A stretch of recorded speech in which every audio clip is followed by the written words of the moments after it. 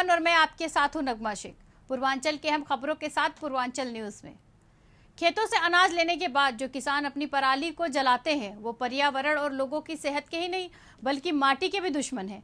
पर्यावरण प्रदूषण को रोकते हुए सरकार किसानों को पराली जलाने से रोकने के लिए कठोर कदम उठा रही है। फसल कटने के पहले ही जिला और तहसील स्तर पर टीमें गठित कर दी जाती हैं। प्रत्येक राजस्व गांव की जिम्मेदारी लेखपाल को दी जाती है। हर बार की तरह इस बार भी गोरखपुर में किसानों को पराली जलाने से रोकने और उन्हें जागरूक करने की जिम्मेदारी लेखपाल को सौंपी गई है।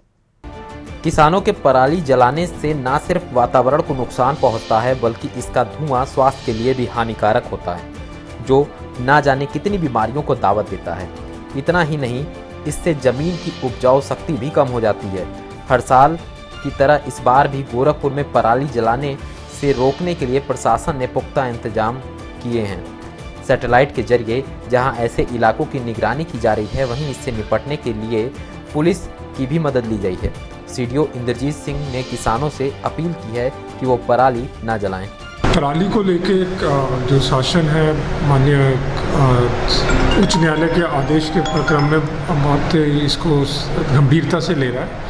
और इस बार भी जैसे पिछले साल हुआ था, सैटेलाइट से जहाँ भी कोई ऐसा घटना होगी तो वो सैटेलाइट के थ्रू पकड़ी जाती है और उसको पिन पॉइंट करके जो लेख का संबंधित लेखपाल है उसकी जिम्मेवारी फिक्स की गई है कि ये नहीं होने देना है। और किसानों को जागरूक भी किया गया है इसमें और किया जाएगा, लगातार हम करते रहेंगे। और पुलिस को भी इसके संबंध में निर्देश दिए गए हैं। समय और पैसा बचाने के लिए धान और गेहूं के फसलों की कटाई अब कंबाइन मशीनों से की जाने लगी है। इसके कारण डंठल या पराली का कुछ भाग खेत में ही पड़ा रहता है। ऐसे में किसान इसे जलाकर खेतों को खाली करते हैं। पराली जलाने के बढ़ते मामलों को देखकर सरकारी अमला सक्रिय हुआ तो कंबाइन के साथ ही रीपर भी चलने लगा। इससे राहत तो मिली, पर अभी ये परंपरा पूरी तरह से खत्म नहीं हो पाई है। वैसे विशेषज्ञों का कहना है कि फसलों की डंठलों को जलाने की बजाय खेत में पानी भरकर जुताई कर देना चाहिए। इससे डंठल सड़कर खाद बन जाएगी और फसलों का विकास ठीक प्रकार से हो जाएगा। कुशीनगर पुलिस ने मुखबिर से मिली सूचना के आधार पर एक ट्रक से करीब 2 क्विंटल गांजा बरामद किया।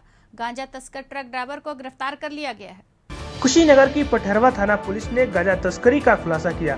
तस्कर ट्रक में प्लाईवुड के नीचे गांजा छिपाकर ले जाने का प्रयास कर रहे थे, लेकिन मुखबिर की सूचना पर सक्रिय हुई पुलिस ने जांच के दौरान 2 क्विंटल 10 किलोग्राम गांजा बरामद किया। ट्रक को कब्जे में लेते हुए चालक को गिरफ्तार कर लिया गया। ये गांजा आसाम से वाराणसी ले जाया जा रहा था।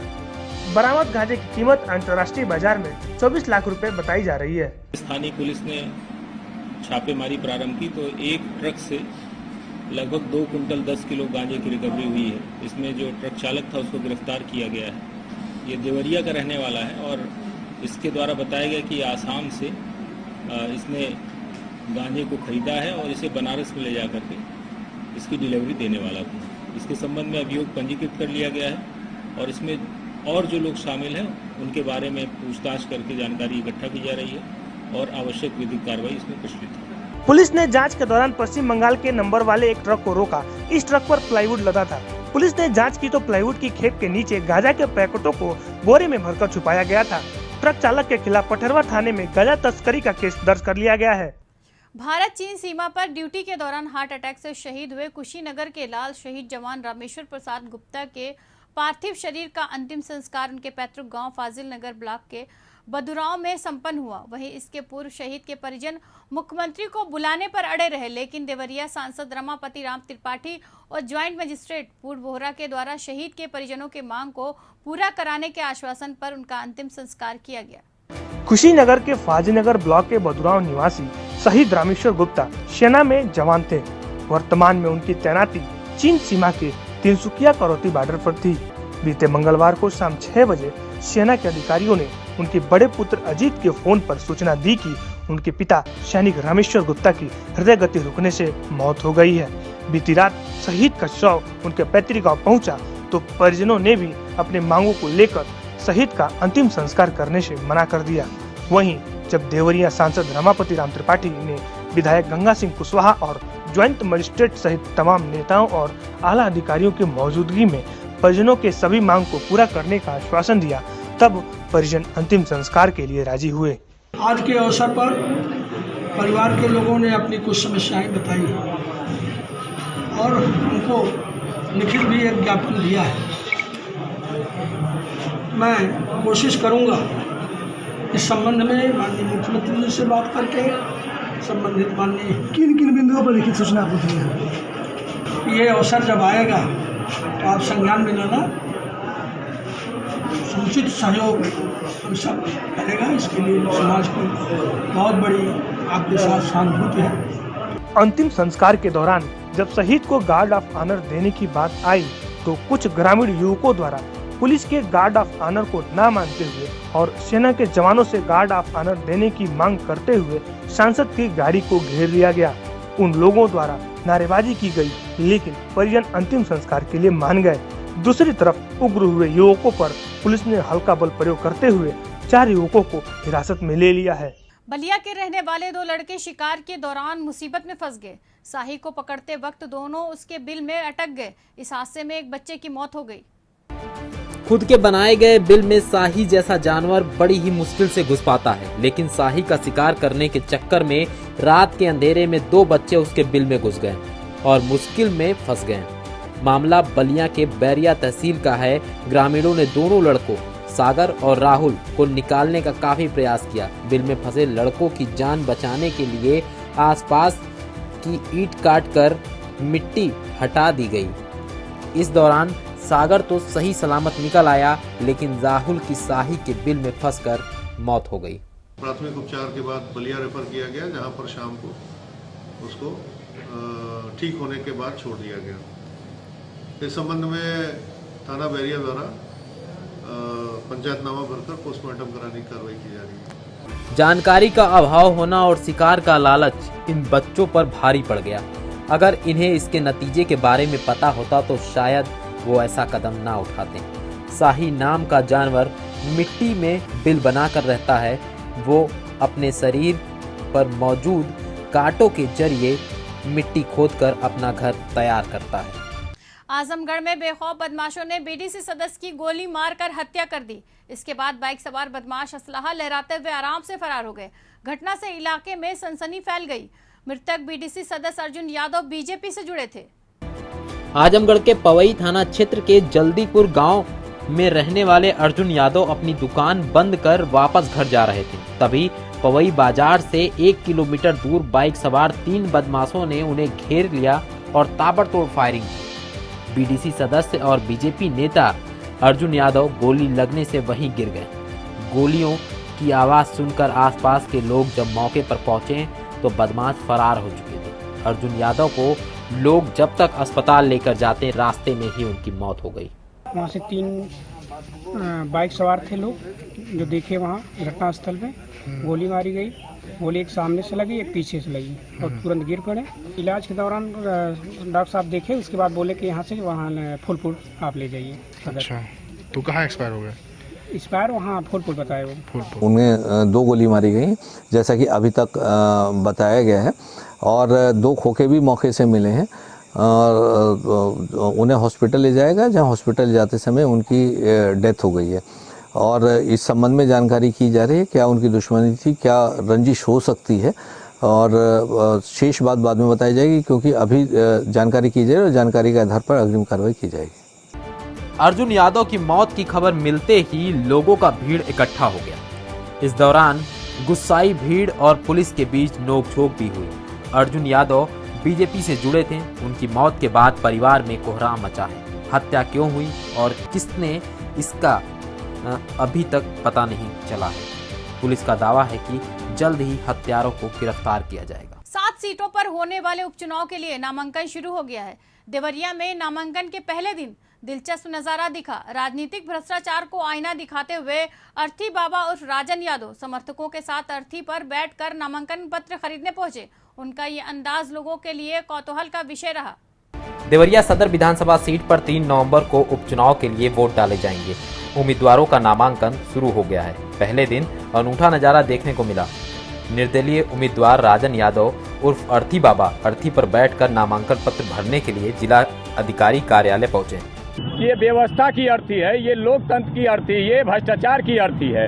आज हमारे देश में नेता सिर्फ धन दौलत कमाने के लिए चुनाव में उतरे हैं। हम MBA करके जनता के लिए लड़ रहे हैं। आज मैं ये अर्थी पे मैं नाम पर्चा लेने जा रहा हूँ और देखिए अर्थी पे इसलिए जा रहा हूँ कि भ्रष्ट नेताओं की ये अर्थी है। देखिए हम यहाँ चुनाव इसलिए जीत रहे हैं क्योंकि अभी देखिए बहन जी का मेन नारा था कि जनेऊ हटाओ आरक्षण लाओ, तो अब तो उनका मुद्दा खत्म हो गया है। उन्होंने विरोधी पार्टी खड़ा करके उनका तो सारा मुद्दा खत्म हो गया है और बाकी सारी लड़ाई भाजपा से है मेरी। राजन यादव उर्फ अर्थी बाबा ने कहा कि देवरिया जिले की सभी चीनी मिलें बंद हैं, भ्रष्टाचार चरम पर है। जो नेता चुनाव जीतकर आते हैं वो महज अपनी जेब भरने में लगे रहते हैं। 16 अक्टूबर तक होने वाले नामांकन को देखते हुए जिलाधिकारी कार्यालय पर भारी संख्या में पुलिस बल की तैनाती की गई है। सुरक्षा के पुख्ता इंतजाम हैं। गोंडा में फर्जी प्रमाण पत्रों के आधार पर नौकरी कर रहे शिक्षकों को बर्खास्त कर दिया गया है। जिला बेसिक शिक्षा अधिकारी के मुताबिक अनामिका प्रकरण के खुलासे के बाद सभी कार्य शिक्षकों की नियुक्ति के समय दाखिल किए गए प्रमाण पत्रों और दस्तावेजों की गहन पड़ताल की जा रही है। इसी कड़ी में जांच के दौरान जालसाजी कर लगाए गए प्रमाण पत्रों के सामने आने के बाद 8 शिक्षकों को सेवा से बर्खास्त कर दिया गया है। बेसिक शिक्षा परिषद की शिक्षक भर्ती में फर्जी दस्तावेज लगाकर सहायक अध्यापक की नौकरी हथियाने के मामले का पर्दाफाश हुआ है। जांच के बाद बेसिक शिक्षा अधिकारी ने इन अध्यापकों की सेवा समाप्त कर दी है। साथ ही मामले की रिपोर्ट दर्ज कराई गई है। खबरों के मुताबिक जिले के 6 शिक्षक बिना सूचना के 2-3 साल से लापता थे, जबकि 2 शिक्षक फर्जी दस्तावेज के आधार पर नौकरी कर रहे थे।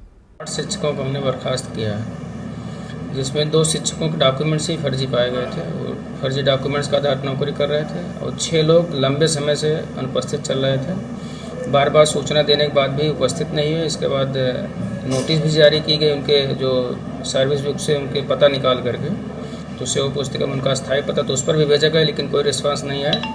फिर विज्ञापन हमने पेपर में भी दिया, उसके बाद भी उपस्थित नहीं हुए।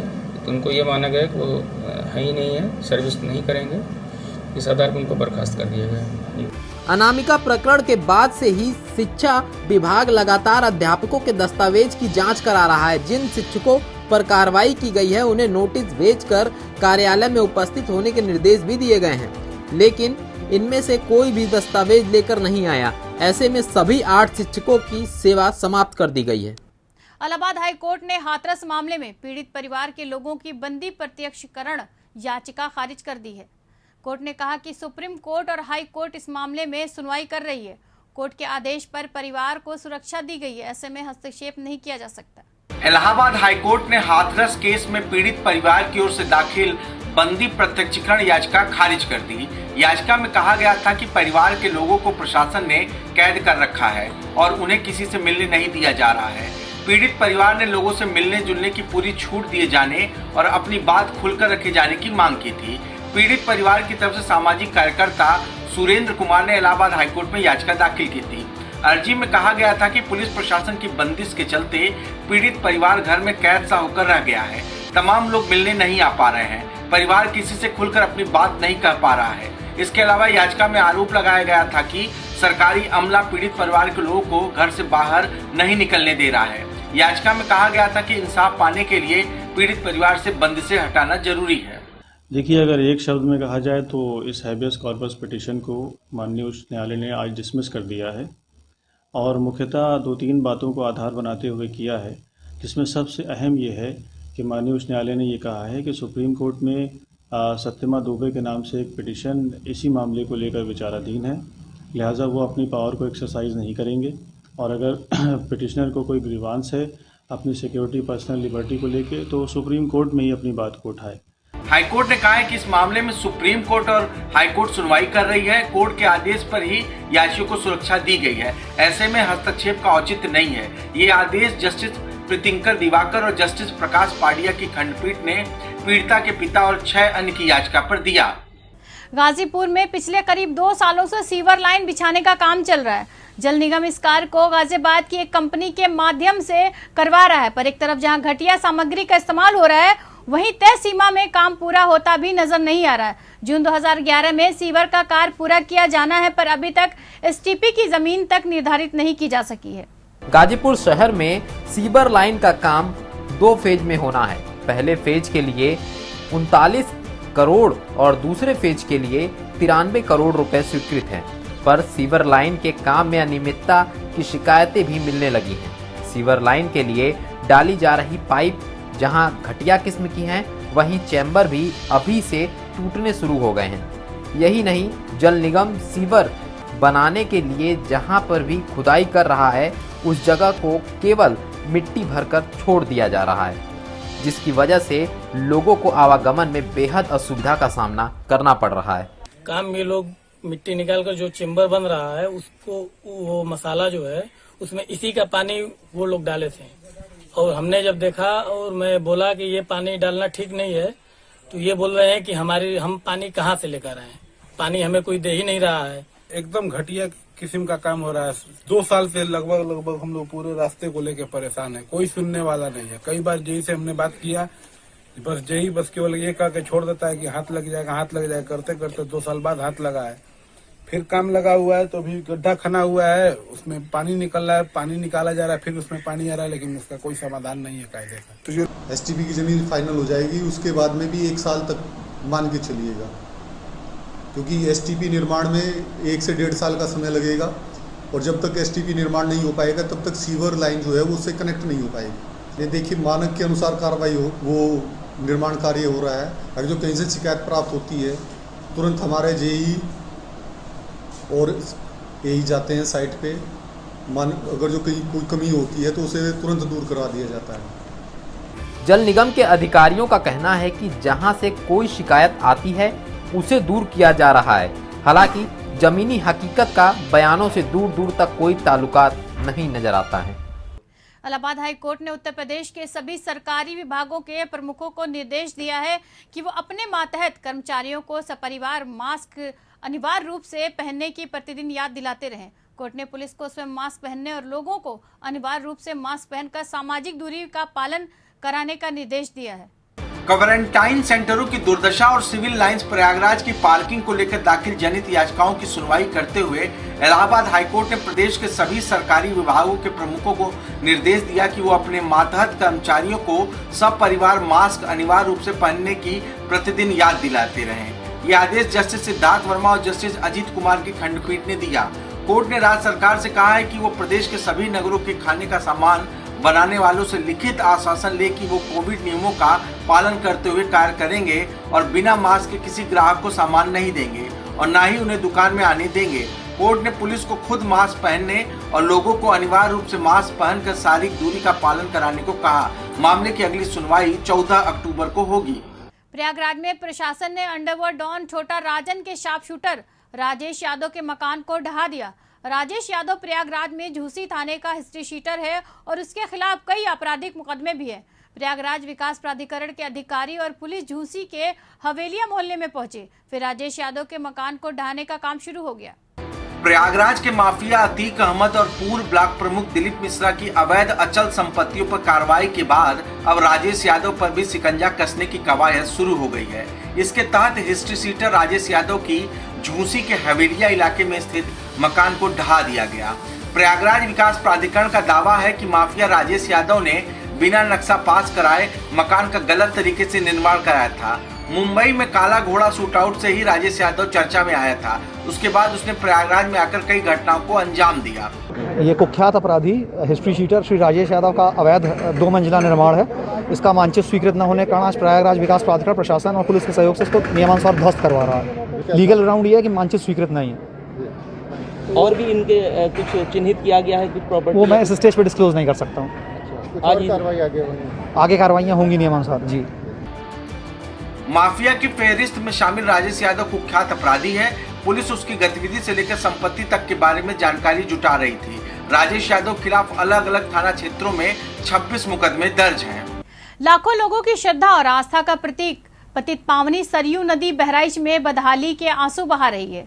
प्रशासनिक उदासीनता के चलते ये नदी इतनी प्रदूषित हो गई है कि इसका जल आचमन के योग्य भी नहीं रहा। नदी की साफ सफाई न होने से इसकी उपेक्षा से स्थानीय लोगों में निराशा है। गंदे नाले के साथ साथ शहर की सीवर लाइन भी सरयू नदी में जोड़ दी गई है, जिस कारण सरयू नदी का जल न केवल दूषित हो रहा है बल्कि जलीय जीव जंतु के लिए भी खतरा बन रहा है। शहर के दक्षिणी किनारे पर स्थित गोलवा घाट और त्रिमुहानी घाट के लोग दुर्गंध से परेशान हैं। यहाँ शहर में प्रवेश करते ही सरजू नदी से आने वाली भीषण दुर्गंध बताती है कि इस पतित पावनी पुण्य सलीला नदी में शहर के गंदे नाले का पानी गिर रहा है। नागरिकों के विरोध के बावजूद ना तो सीवर लाइन के प्रवाह को नदी में जाने से रोकने का प्रयास किया गया और ना ही गंदे नालों का मुहाना बदला गया। नदी में प्रदूषण के कारण जलीय जंतुओं पर भी काफी असर पड़ रहा है। अंदर से बहुत ही घृणा पैदा हो रही है। हम लोगों को यहाँ की नगर पालिका और सरकार की जो उदासीनता है, यहाँ के मरी माता मंदिर है यहाँ पे, और ये रिसिया, नानपारा, बहराइच के शहरों का गंदा पानी सीधे सीवर का में आता है। ये बहुत ही हम लोगों को आहत करता है, हमारी भावनाओं को, सनातन धर्म को, और धार्मिक दृष्टिकोण से भी बहुत ये जो है क्षुब्ध महसूस कर रहे हैं हम लोग। हमारा मरी माता का जो स्थान है, इस स्थान पे जो जल है, यहाँ की जो नगर पालिका व्यवस्था है, उस व्यवस्था के अंदर जो है ये सीवर लाइन के जो टैंक है उसको डायरेक्ट इसमें गिराया जा रहा है और सरयू नदी के पानी को दूषित किया जा रहा है। ये ना तो ये आचमन योग्य बची है और ना ये नहाने योग्य बची है। शहर की 3 नाले जो बड़े हैं उस नदी में गिर रहे थे, उसकी स्क्रीनिंग अभी कराई गई है। इसके अतिरिक्त जो जल निगम द्वारा इसका प्रस्ताव तैयार करके भेजा जा रहा है। त्रिमुहानी घाट और अर्धव घाट और राधा कुंड के पास नाली का पानी गिर रहा है। तो ये ट्रीटमेंट प्लांट के लिए क्या व्यवस्था की जा रही है? ट्रीटमेंट प्लांट के लिए जल निगम द्वारा प्रस्ताव तैयार किया गया है, शासन को भेजा जा रहा है। सरयू नदी की साफ सफाई न होने के कारण पानी में जलकुंभी की अतिक्रमण बढ़ता जा रहा है, जिससे नदी के प्रवाह को भी रोका जा रहा है। नागरिकों की मांग है कि सरयू नदी को प्रदूषण से मुक्त करने के लिए प्रशासन को ठोस कदम उठाने चाहिए और शहर के गंदे नालों और सीवर के पानी को प्रदूषण मुक्त कर ही नदी में प्रवाहित किया जाए। यूपी में 7 सीटों पर होने वाले विधानसभा उपचुनाव के लिए नामांकन प्रक्रिया शुरू हो गई है। 16 अक्टूबर तक प्रत्याशी नामांकन दाखिल कर सकेंगे। 3 नवंबर को उपचुनाव के लिए मतदान होगा, जबकि 10 नवंबर को मतगणना होगी। विधानसभा उपचुनाव के लिए 7 सीटों पर 3 नवंबर को मतदान होना है। इसके लिए जिला प्रशासन के साथ साथ राजनीतिक पार्टियों ने भी अपनी तैयारियां शुरू कर दी है। अमरोहा जिले के नौगवा, सादात, बुलंदशहर सदर, फिरोजाबाद जिले के टुंडला सुरक्षित, उन्नाव जिले के बांगरमऊ, कानपुर नगर की घाटमपुर सुरक्षित, देवरिया सदर और जौनपुर जिले के मलहनी सीटों पर उपचुनाव के लिए नामांकन शुरू हो चुका है। कोरोना गाइडलाइन का पालन करते हुए 16 अक्टूबर तक नामांकन दाखिल किया जा सकेगा। समाजवादी पार्टी पूरी तैयारी से, पूरी ईमानदारी से, पूरी शिद्दत से उत्तर प्रदेश में होने वाले बाई इलेक्शंस लड़ने जा रही है और भारतीय जनता पार्टी के खिलाफ आज उत्तर प्रदेश की जनता ने पूरी तरह से मन बना लिया है। रोजगार को समाजवादी पार्टी एक बहुत बड़ा मुद्दा मानती है। कोरोना गाइडलाइन के अनुसार प्रत्याशी के नामांकन दाखिले में पीठासीन अधिकारी के दफ्तर में सिर्फ 2 लोग का प्रवेश ही मान्य होगा। जिला निर्वाचन अधिकारी कार्यालय के परिसर में एक प्रत्याशी को सिर्फ 2 वाहन ले जाने की अनुमति होगी। नौगावा सादात की सीट सरकार में कैबिनेट मंत्री चेतन चौहान के निधन से खाली हुई है, जबकि बीजेपी विधायक बीरेंद्र सिंह सिरोही के निधन के कारण बुलंदशहर सीट पर उपचुनाव हो रहा है। एसपी बघेल के सांसद चुने जाने के कारण टुंडला सीट खाली है। बीजेपी विधायक कुलदीप सिंह सेंगर को सजा मिलने के बाद खाली हुई बांगरमऊ की सीट पर भी उपचुनाव होना है। घाटमपुर की सीट सरकार में मंत्री रही कमला रानी वरुण के निधन से खाली हुई है। इसी तरह देवरिया सीट से बीजेपी विधायक जन्मे सिंह का निधन हो गया। मलहनी सीट सपा विधायक पारसनाथ यादव के निधन से खाली है। पूर्वांचल न्यूज में आज बस इतना ही। कल फिर होगी आपसे मुलाकात। नमस्कार।